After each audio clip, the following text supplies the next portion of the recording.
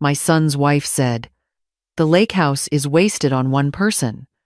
I put it in a trust, rewrote my will, and never told them until it was done. She didn't suggest it. She announced it. The way Christine said it, chin lifted slightly, fingers wrapped around a coffee mug that wasn't hers, made it sound like a conclusion she had already reached long before she walked through my front door. And my son, Daniel, stood beside her near the kitchen island saying nothing, which in 30 years of knowing him I had learned meant everything. I am 68 years old. I have lived in this house on the edge of Lake Carver for 22 years. I painted the window trim myself. I planted the hydrangeas along the south wall. I know which floorboard creaks in the hallway and which drawer in the kitchen sticks when the humidity rises in August. This house is not a property. It is a record of my life after grief, after rebuilding, after surviving the kind of loss that rearranges a person from the inside out. When my husband passed 11 years ago, people assumed I would shrink. Sell the house. Move closer to family. Let someone else make decisions for a while. I did none of those things. I repainted the bedroom a color he never would have chosen. I took up kayaking. I learned to recaulk the bathtub. I stayed. And now, my daughter-in-law was standing in my kitchen, telling me the lake house was wasted on one person. I set down my dish towel slowly. Wasted, I repeated. She smiled the way people do when they believe they are being patient with someone who doesn't fully understand. You know what I mean, Eleanor. It's a lot of space, a lot of upkeep. Daniel and I have been talking, and honestly, with the kids getting bigger, it just makes more sense for a family to be out here. A family? I said. We'd take good care of it. She glanced around the kitchen as if she were already mentally repainting. You'd be so much more comfortable somewhere smaller, easier. You wouldn't have to worry about the dock, the lawn, the repairs. There are wonderful communities for women your age. Active, social. Communities for women my age. I kayak 3 mornings a week. I shoveled my own steps last February. But I didn't say any of that. I looked at my son instead. Daniel cleared his throat. Mom, we're just thinking ahead. For everyone. For everyone. Interesting phrase. I have heard it before, in other mouths, in other rooms. It almost always means for us. Hello, friends. I'm Marina, and I want to tell you something before we go any further. No one gets to narrate your life while you are still living it. What would you do if someone stood in your home and called it wasted? Stay with me. The next morning, I woke before 6, the way I always do. The lake was silver, and still in that early light, a heron standing motionless near the dock, like it was waiting for something. I made coffee in the old percolator my sister gave me the year I moved in, and I sat by the window and thought carefully. I am not a woman who reacts. I am a woman who observes. There is a difference, and that difference has served me well. What I had observed in my kitchen the evening before was not concern. Concern asks questions. Concern checks in.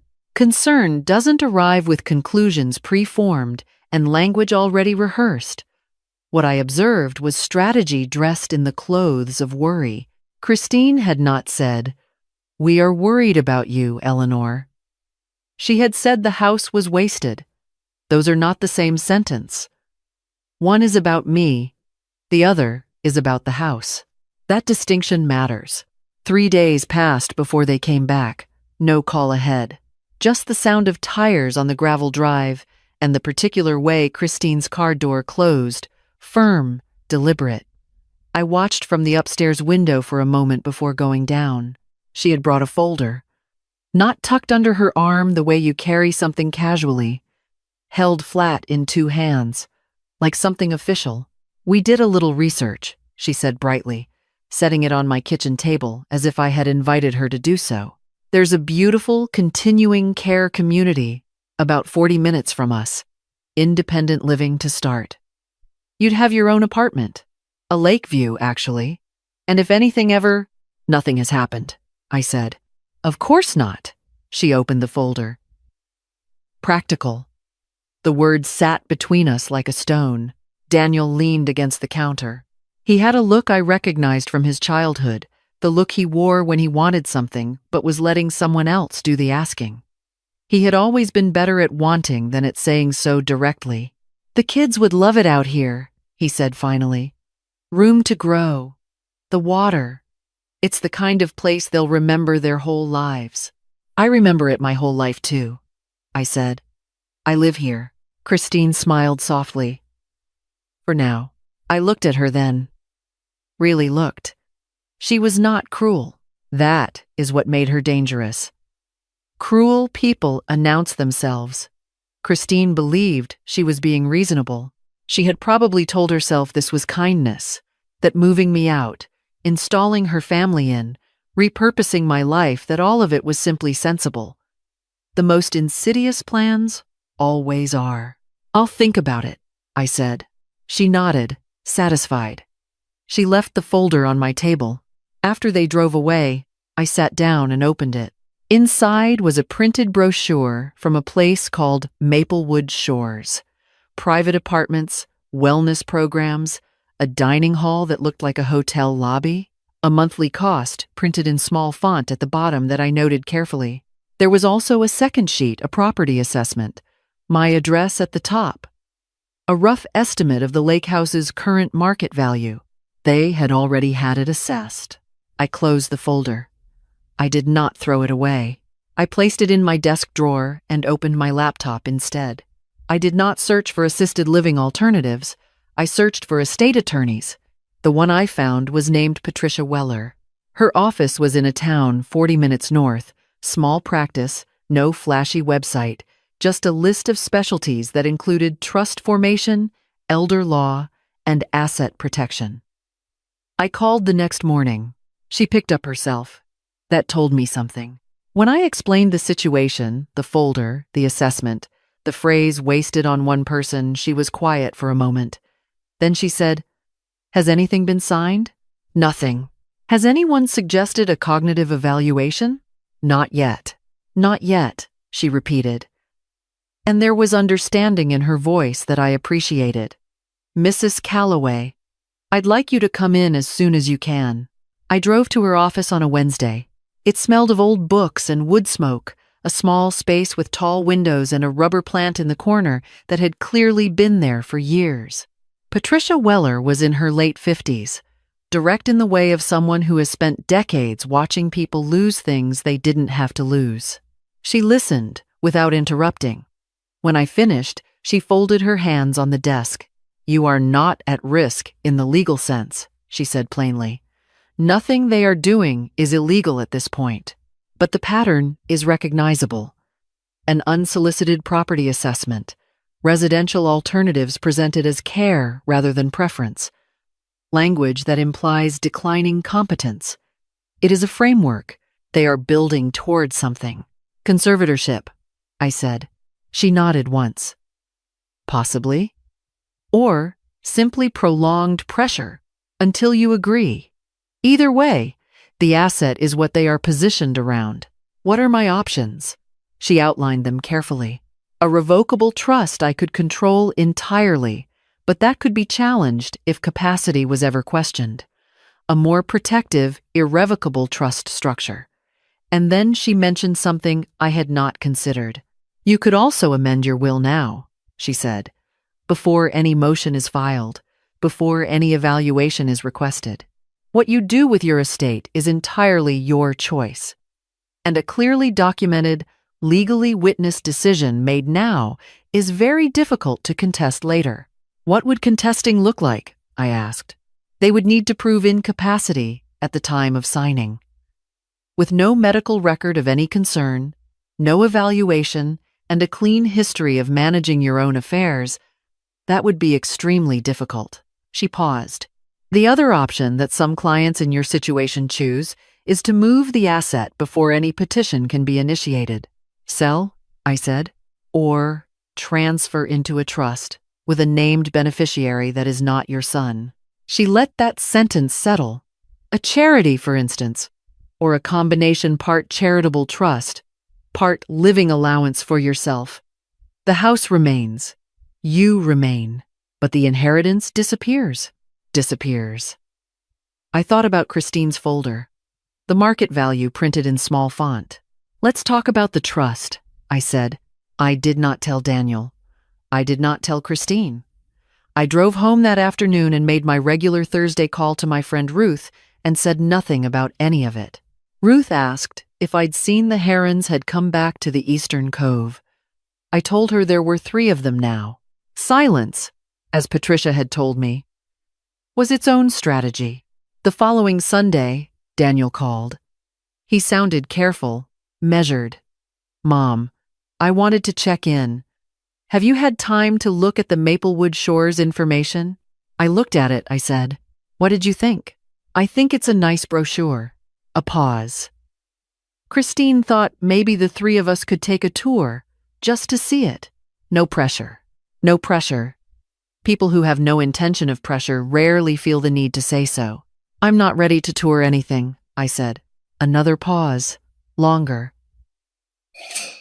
Mom. His voice shifted, softened in a way that was not warmth, but performance. I know this is hard, but we worry about you out there alone. What if something happened?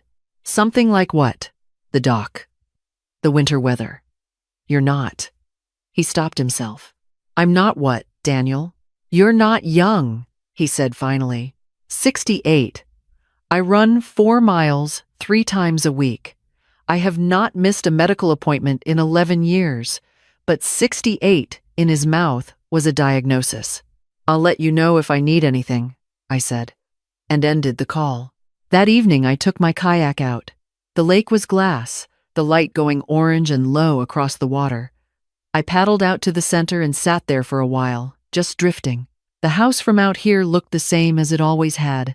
Green shutters, the hydrangeas just beginning to show color. The dock I repainted 2 summers ago. I was not confused.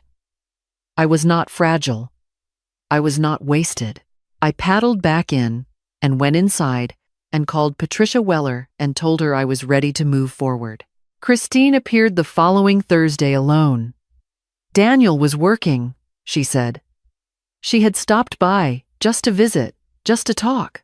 She sat at my kitchen table with her hands folded and said she hoped there were no hard feelings, that they both just wanted what was best for me. I appreciate that, I said, which was not the same as agreeing. She glanced around the kitchen. You've kept this place so beautifully. That's one of the things Daniel always says, that you put so much into it. I did, I said. It would be a shame if it fell into disrepair. A pause, perfectly timed. That happens sometimes when people wait too long to make decisions. The maintenance gets away from them. The maintenance gets away from them. I was looking directly at her. She held my gaze without flinching because she believed what she was saying was true, was reasonable, was kindness. Christine, I said, who told you the Maplewood Shores brochure? She blinked. And the property assessment in the folder? A fraction of hesitation. That was just information. So you'd know what you're working with. Working with, as if my home were a puzzle piece in someone else's plan. I see, I said. She left 20 minutes later with the same warm smile she'd arrived with. When I heard her car on the gravel, I went to my desk and took out Patricia's number. We had a call scheduled for Friday. I moved it to tomorrow. The weeks that followed were outwardly quiet. Daniel called twice more. Each conversation contained the same architecture, a soft question about my health, a pivot toward the house, a phrase about planning, a comment about how much the children would love it there. He was not threatening. He was wearing. Wearing is worse than threatening. A threat you can identify and respond to. Wearing is like water against stone, patient, consistent, and eventually effective if you let it be. I did not let it be.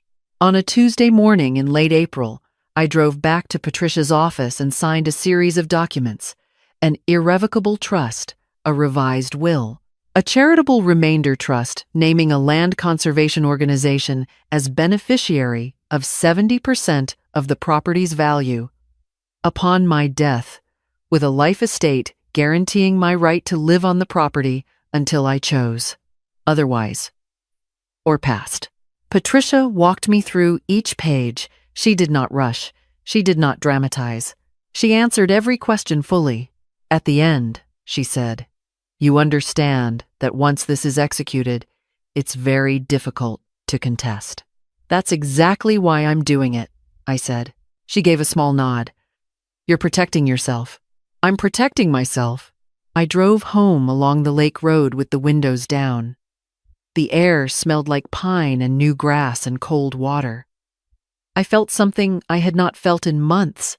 Not relief exactly, but solidity, like a foundation that had been quietly undermined, had been reinforced from underneath without anyone noticing. That Saturday, Daniel came alone. "Christine stayed home with the children," he said. He wanted to talk, just the two of them. He sat at my kitchen table, the same table where I had taught him to play chess, where I had helped him write his college essay, where we had eaten together through decades of ordinary Sundays, and he looked at me with an expression I recognized from Christine's repertoire. Careful, practiced. "Mom," he started, "Christine and I have talked more. We think this needs to move faster." "What needs to move faster?" "A decision. About the house. About your plan." He leaned forward slightly. "We've spoken to someone, a specialist in elder care planning. He says that the longer these decisions get delayed, the harder they become for everyone." "Who is this specialist?" He gave a name I didn't recognize. "A doctor, not a lawyer." My spine went still. "Daniel," I said quietly, "are you suggesting a cognitive evaluation?" He looked at the table, then back at me. "We just think a clean bill of health would make everything simpler." Clean bill of health. Such a careful phrase for what he was actually describing. "Who does it simplify things for?" I asked. He exhaled. "Mom, you're being defensive." "I'm being precise," I said. "There is a difference." He sat back. For a moment he looked. Just for a moment. Like the boy he had been uncertain. Wanting something he didn't have the words for.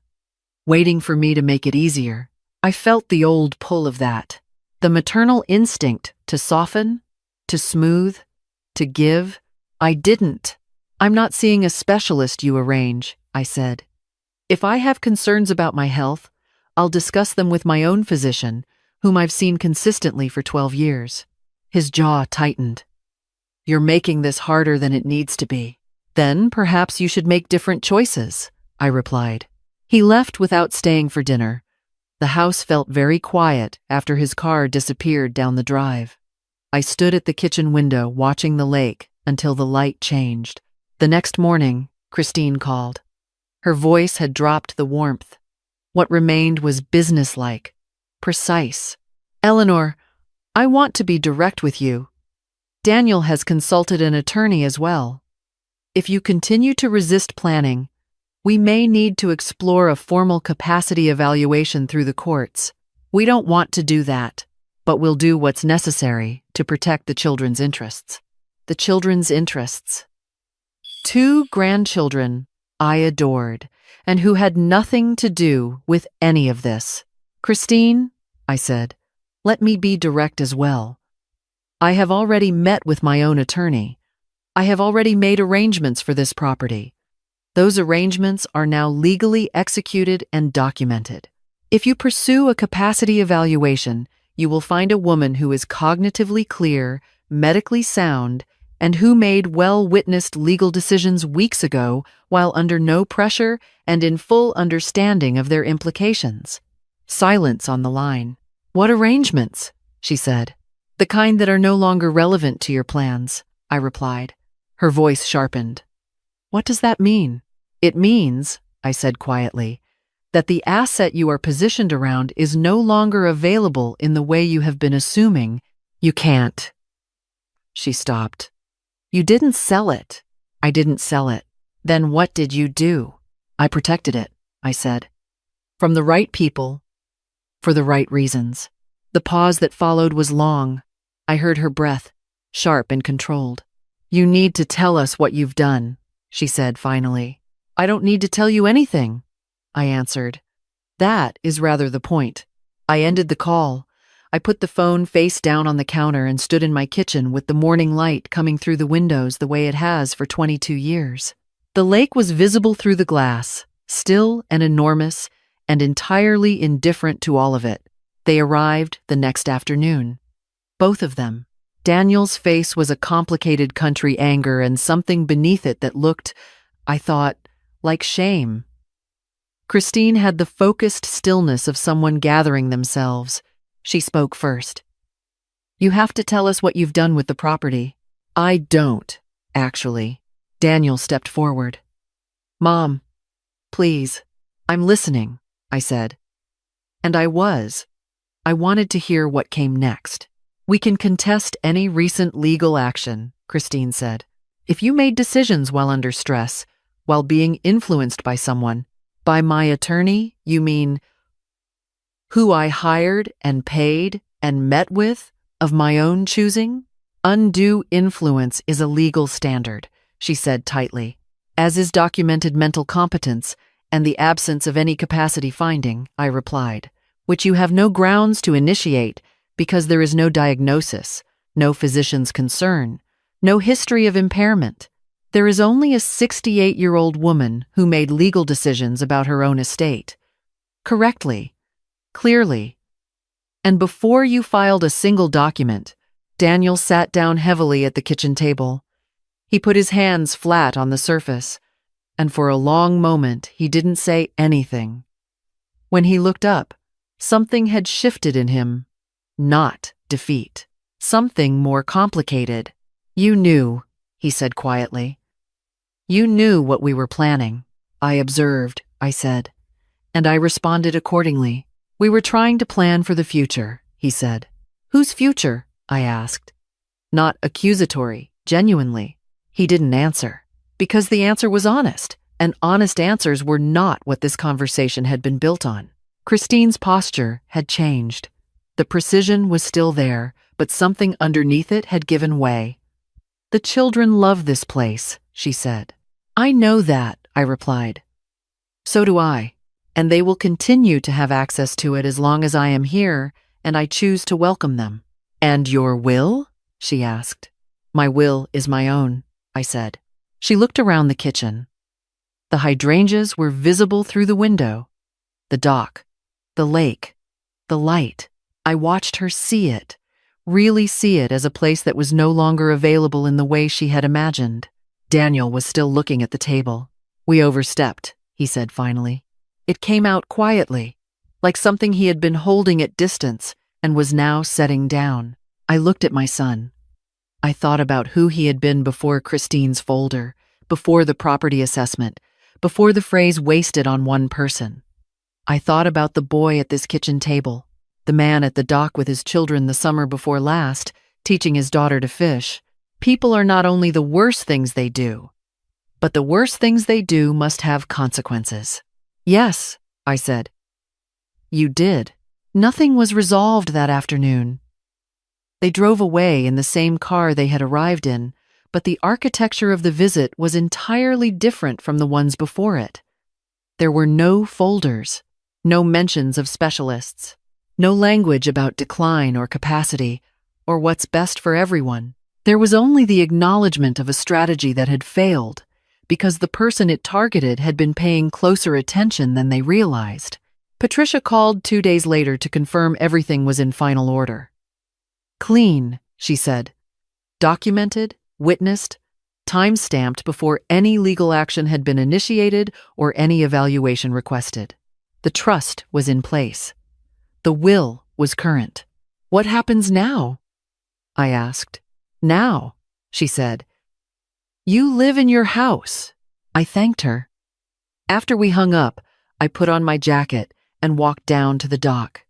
The afternoon was cool, the kind of late spring cool that still carries winter at its edges. 3 herons stood in the shallows of the eastern cove, still as stone, watching the water. I had not fought loudly. I had not screamed or threatened or made ultimatums. I had watched, and then I had moved. And I had moved carefully and early and without announcing myself. I had done what I did not because I wanted to wound my son, but because I refused to be repositioned without my consent. The weeks after that settled into something that was not quite resolution, but was not conflict either. Daniel called on Sundays. The conversations were shorter, more careful. Christine did not call at all for the first month.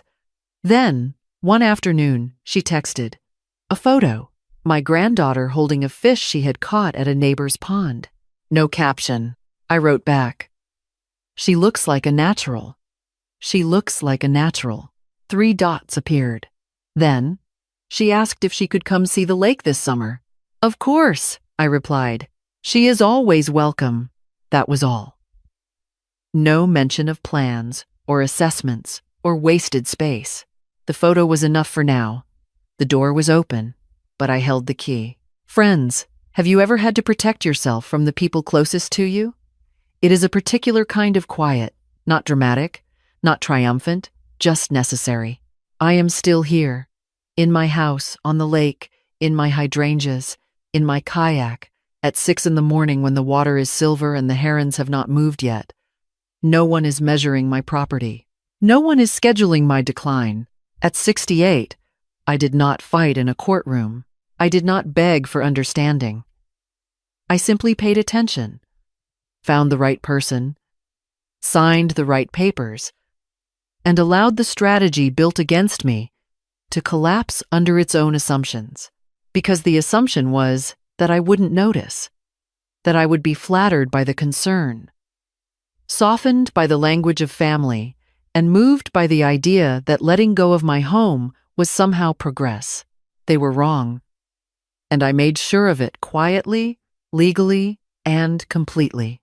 If someone is planning your life around you, not with you, trust what you see, document what you hear, and find yourself a good attorney before they find themselves one first. What would you have done in my place? I would really like to know. Leave your thoughts below. If this story stayed with you, please like and subscribe. I am Marina, and I will see you in the next one.